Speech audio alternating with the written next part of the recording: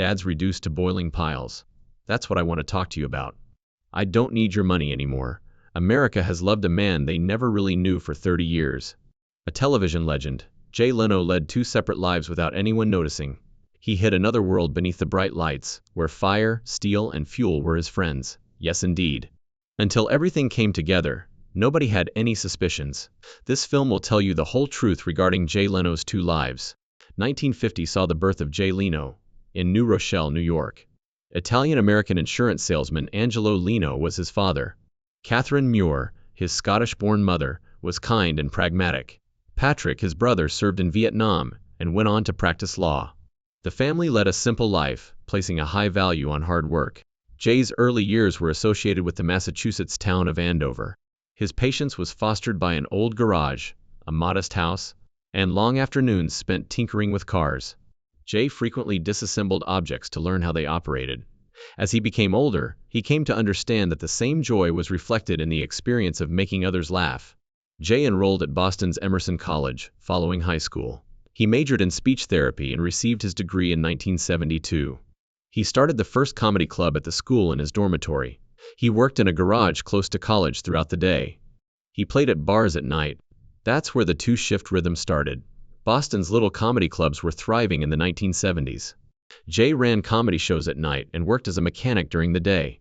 By day, I was smeared with grease, and by night, I was surrounded by laughter, he once remarked. There was no separation between these two realms. They strengthened his perseverance and self-control. Jay relocated to Los Angeles in 1973, in pursuit of better prospects. Hundreds of young actors were flocking to the city of television and movies. He worked nights at the humor store and in a Burbank garage. His salary was insufficient to afford his rent, yet he continued to save and work non-stop. Jay was asked to make an appearance on Johnny Carson's Tonight Show, after 4 years of performing in bars. He made his first appearance on the national stage on March 2, 1977. Carson was drawn to his brief, steady-paced set, which generated a lot of laughing. Jay started to visit frequently after that. Jay started making appearances on lesser television shows around the late 1970s. He acted in One Day at a Time, Alice, Holmes, and YOYO, Fun with Dick and Jane, and wrote for Good Times. He starred in Silver Bears and American Hot Wax in 1978. Jay kept growing his comic stage. He frequently made appearances on national television and joined David Letterman's Late Night. He was witty, rhythmic, and perceptive of daily life. Instead of remembering him as a celebrity, audiences recalled him as a working man who told stories. Jay started covering for Johnny Carson during brief absences in the 1980s. NBC took notice of his composed manner and reputation for avoiding scandals. His uncommon consistency, never being late, never canceling events, and always acting professionally was praised by producers. Jay continued to spend a lot of time in his tiny Burbank garage offstage. He purchased old, rusty cars, gave them manual restorations, and then sold them. It was a method of patience and discipline rather than a pastime. As he famously put it, fixing a car is like writing a joke. You work on it until it runs. Jay started appearing on weekend comedy shows, often between 1985 and 1988.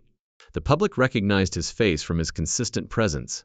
He was formally appointed Carson's substitute host by 1986. NBC then started gauging the audience's response. Jay Leno transitioned from modest stages and motor oil-scented nights to a time when he would no longer be a supporting actor. His name was about to be called by the lights of television. However, that chance was accompanied by a tough race in which he could only survive by self-control and tenacity. Watch the Golden Nights on TV. Jay Leno took over as host of The Tonight Show from Johnny Carson on May 25, 1992. He took the stage as NBC underwent a generational shift. Every night, the show went live at 11:35 p.m., become the key forum for conversational humor in America for the ensuing 20 years. For the first 3 months, Jay was under a lot of pressure. Carson's devoted supporters have doubts about his successor. At the time, it was referred to as NBC's dangerous experiment by numerous newspapers. Jay didn't respond, preferring to concentrate on consistent tapings and progressively gaining the audience's affection with his realistic tone, steady pacing, and humor derived from ordinary situations. He put in 18 hours a day on average.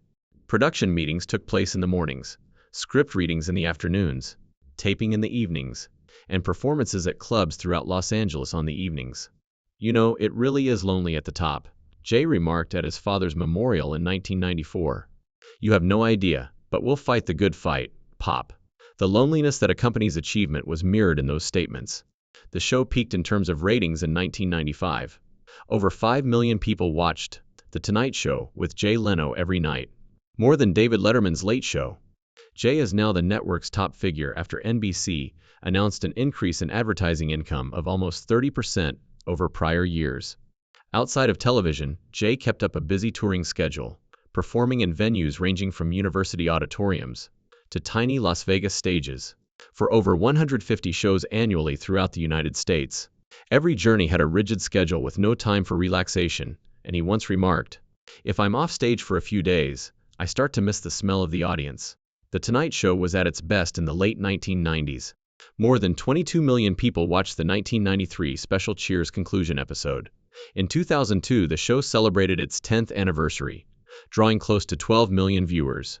According to NBC, weekly profits were above $30 million. Jay continued to work like a craftsman inside the studio. In 1993, he took just 2 days off, following the funeral of his mother. Jay merely stated, "I work, one sleep, then I work again. That's all." In 2000, NBC started talking about long-term succession planning. His coworkers saw him as having no weaknesses. He was eventually replaced by Conan O'Brien, who was chosen to take over following 2009. To avoid internal strife, the announcement was made 8 years ahead of schedule. In a brief statement before the press conference, Jay acknowledged the decision and said, "Every show needs a next chapter." On May 29, 2009, Jay hosted his farewell episode after 17 years. "Every time I arrived, I brought it with me." Coworkers and devoted fans abound throughout the Burbank studio. He said a single line to end the show: "There has never been a better job than this one." NBC revealed a few months later that Jay will be joining The Jay Leno Show, a new primetime show.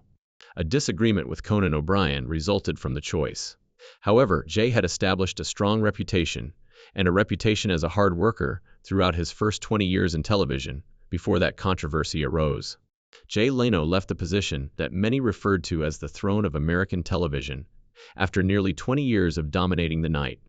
Though everyone expected him to stop, Jay set forth on a new adventure, this time under the garage roof, amidst the thunder of engines, rather than on stage.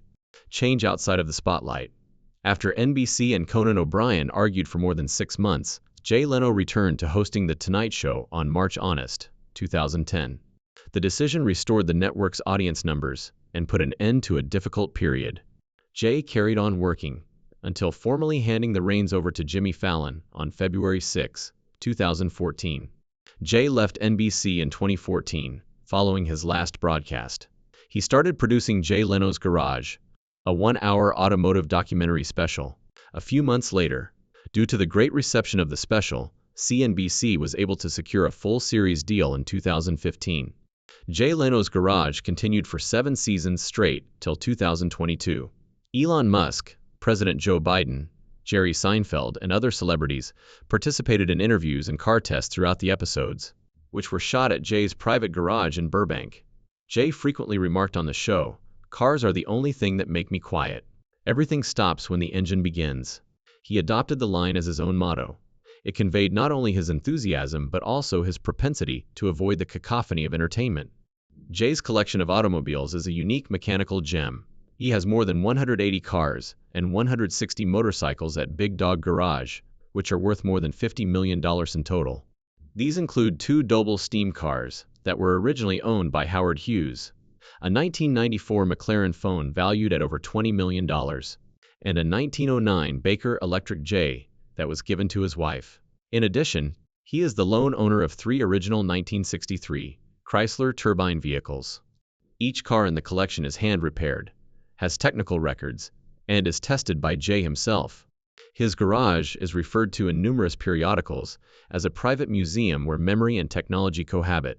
Jay publishes the Motormouth column for Popular Mechanics in addition to television. He writes about mechanics who develop jet-powered vehicles, test hybrid cars, and repair steam engines. His writing is straightforward and unassuming, emphasizing technical accuracy and knowledge. Jay continues to travel all across the United States, doing about 150 stand-up events a year. Many people are surprised by his hectic schedule, but he considers it normal. That's what I still do. Fix vehicles throughout the day and perform at night. I stay sharp because of that. Jay and his spouse, Mavis Leno, are renowned for their secrecy in their personal lives. They have been married since 1980 and are childless. Mavis serves on the board of the Feminist Majority Foundation and is involved with women's and human rights organizations. Jay merely states, "I learned how to remain silent from her." As documented in the foundation's history, they contributed $100,000 in 1998 to aid women in Afghanistan. Although the pair hardly ever discusses charity, they nonetheless make yearly contributions to car museums and education institutions. Jay, who is in his 70s, continues to work 16 hours a day and sleep 4 hours. When a reporter asked Jay if he ever got tired, he simply said, "No, I'm still doing what I love. If I stop, I'll rust like an engine that never runs." The biggest obstacles started to appear after popularity had subsided and employment had peaked. A string of mishaps and personal issues abruptly diverted Jay Leno from his usual path. Rather than retreating, he made the decision to come back with the same determination that had seen him through the difficult years of the past 50 years. A tiny spark exploded in the fuel chamber of a 1907 white steam car he was fixing in his garage in November 2022. Jay Leno had second and third degree injuries, including serious burns to his face, hands, and chest. After being taken to the Grossman Burn Center in West Hills, he received many skin grafts and 10 days of rigorous treatment. The media was filled with pictures of his bandaged face. Jay didn't say anything as his health became better. In a quick interview, he stated, "My face was on fire." The straightforward statement captured the whole extent of the accident's seriousness. Physicians acknowledged that his great physical condition and unshakable drive were the reasons for his speedy recovery. Jay was riding a vintage motorcycle when he was involved in another accident in January 2023. Just 2 months later, he broke 2 ribs and his collarbone when he lost his balance on a wire that was stretched across the road. "I cracked a few parts, but the laughter's still intact," he told reporters, refusing to cancel his gigs while still in the same hospital. When questioned about the string of accidents in the middle of 2022, Jay merely responded, "I grew up in a garage. Accidents are normal." Within 3 weeks, he was back on stage, performing in front of over 2,000 people in Las Vegas. His face had undergone reconstructive surgery, but no one could tell. While recording a car test video in Pennsylvania at the beginning of 2024, Jay was involved in another accident. He fractured his wrist and bruised his face after slipping down an 18-meter slope. The dry reaction was entirely in line with his later statement, "Feeling good. As long as I can work, I'm alive." Fans were alarmed by the occurrence, but Jay never stopped working. His arm remained bandaged when he made an appearance at a vintage vehicle show in California a week later. "Is the car okay?" was Jay's first question following the fall, according to a close colleague, before he called for an ambulance. In addition to these risks at work, 2024 was a significant turning point in my personal life. Mavis Leno, his wife, was found to have progressive memory loss. According to Los Angeles court documents, the typically reclusive couple was compelled to reveal the information. The court formally gave Jay legal guardianship over her financial and medical concerns on April 2024. He made it plain in his filing that he wanted to guarantee that every care decision was made with compassion and complete safety. Following the hearing, Jay explained to reporters that love is caring for one another when one cannot. His lawyer claims that Mavis occasionally loses the ability to identify her husband. According to her physician's report, she had advanced dementia and needed full-time supervision.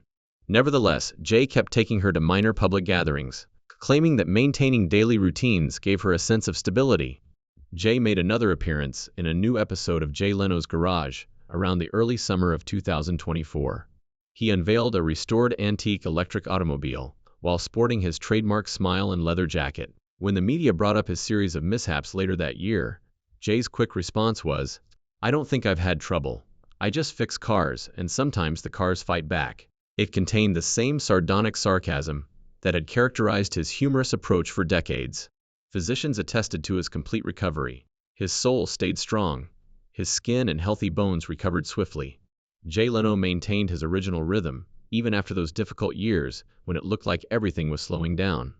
However, the narrative shifted away from endurance As 2025 got underway, it was about how a man maintains his purpose and passion when time has passed him by. Leno turned 75 at the start of 2002, following many years of upheaval. Even after 2 years of recuperation and psychological turmoil, he continued to follow his usual pace. He began his tour in February in Florida and performed in Connecticut, New Jersey, Nevada, and California before the year ended. A total of around 170 performances. The venues were still full. The man who had survived 3 serious accidents was the main reason many people attended to the event. Jay just showed up without any special lighting or effects. He walked the same manner at the beginning of every show. Jay Leno's workshop continued to flourish online when he adjusted the microphone on stage and remarked, "I just finished fixing a car and it didn't blow up." New technologies and electric vehicles were the main topics of the 2025 videos. In a Cadillac Celestiq test drive video, Jay grinned and remarked, "I don't purchase them all. I just keep the ones that make me happy," he said in a steady, composed tone that retained his signature humor. Jay tested the Ford GT Hybrid on the Burbank track. In a different episode, without embellishment or promotion, he gave a detailed description of the engine sound, handling, and throttle response. The same sentiment was repeated in tens of thousands of comments underneath the video. He is simply continuing, he is not elderly. Jay's health held up quite well. He still woke up early, drank cold water rather than coffee, and slept 4 hours a night. No sugar, no smokes, no alcohol. "He's the only patient I know who never takes a day off," his personal doctor once said. During his performance, Jay used the line repeatedly as a punchline. His car collection was believed to be worth between 10% and 15% of his estimated $450 million personal wealth. His main storage space and home workshop was the Big Dog Garage in Burbank. There he worked with a small group of mechanics to restore vintage cars one by one for the most of the day. Jay and a group of pals offered to drive his vintage fire engine, to bring food and water to rescue personnel during the huge wildfires that swept through Los Angeles. In January 2025, he seldom ever attended honorary events or accepted prizes. "I don't like standing in front of a camera to get a trophy," Jay told the journalists. The statement, which mirrored his unwavering work ethic since his early years, read, "I like standing in a garage doorway, watching smoke rise from the exhaust." Jay's eyes softened in another interview as he talked about his wife. He stopped for a few seconds before shifting the topic to vehicles, as though to regain his composure. "She's still got the fire. That's what love is." Many people were able to comprehend why he continued to work every day after that little encounter.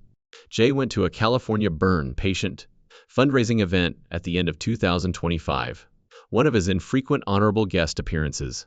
He just expressed gratitude to the medical staff in his succinct address, which lacked any personal tales. "It was thanks to them that I was able to smile and look at my face once more."